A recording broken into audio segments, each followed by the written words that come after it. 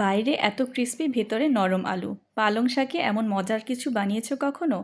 আসসালামু আলাইকুম, আমি আতিয়া নারায়ণগঞ্জ থেকে। আজকে তৈরি করে দেখাবো আলু আর পালং শাক দিয়ে মজার একটি রোল অথবা চপ।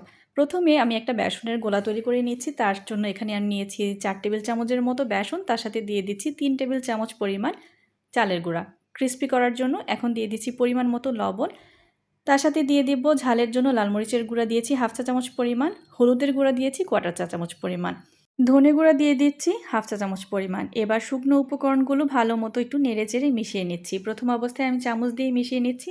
যখন শুকনো উপকরণগুলো মিশিয়ে নেওয়া হয়ে যাবে, এখানে একটু পানি দিয়ে একটা পাতলা ব্যাটার করে নিতে হবে। খুব বেশি ঘন করা যাবে না, ব্যাটারটা যাতে পাতলা হয় সেদিকে লক্ষ্য রাখতে হবে। আমি ব্যাটারটাকে রেডি করে নিয়েছি, ঠিক এরকমটা হবে, এর থেকে বেশি আমি ঘন করব না। নেড়েচেড়ে ভালো মতো মিশিয়ে নিচ্ছি। যখন বেসনের গোলাটা রেডি হয়ে যাবে এই পর্যায়ে নিয়ে নিয়েছি সেদ্ধ করে নেওয়া আলু, তার সাথে দিয়েছি পেঁয়াজ বেরেস্তা, পরিমাণ মতো লবণ, দিয়েছি চিলি ফ্লেক্স এবং কোয়ার্টার চা চামচ পরিমাণ গরম মশলার গুঁড়া ব্যবহার করেছি। এবার ভালো মতো আলুটাকে ভর্তা করে নিচ্ছি। খুব ভালো মতো ভর্তা করে নিতে হবে যাতে কোনো রকম লাম্পস না থাকে। এই পর্যায়ে একটু চটপটা করার জন্য সামান্য একটু লেবুর রস ব্যবহার করছি। হাতের কাছে যদি চাট মশলা থাকে সেটাও ব্যবহার করতে পারেন। ভালো মতো আলুর ভর্তাটাকে আমি রেডি করে নিচ্ছি।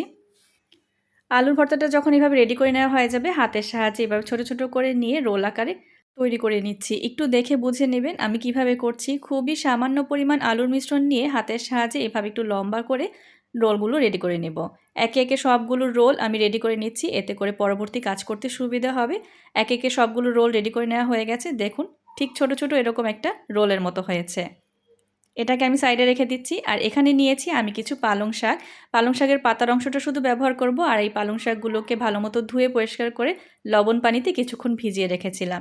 এতে করে আলু দিয়ে রোল করতে সুবিধা হবে, পাতাটা নরম হয়ে যাবে। একটু দেখে বুঝতে হবে আমি কিভাবে করছি। একটা পাতার মাঝখান থেকে নিয়ে একটা আলুর পুর দিয়ে ভালো মতো পেঁচিয়ে নিচ্ছি।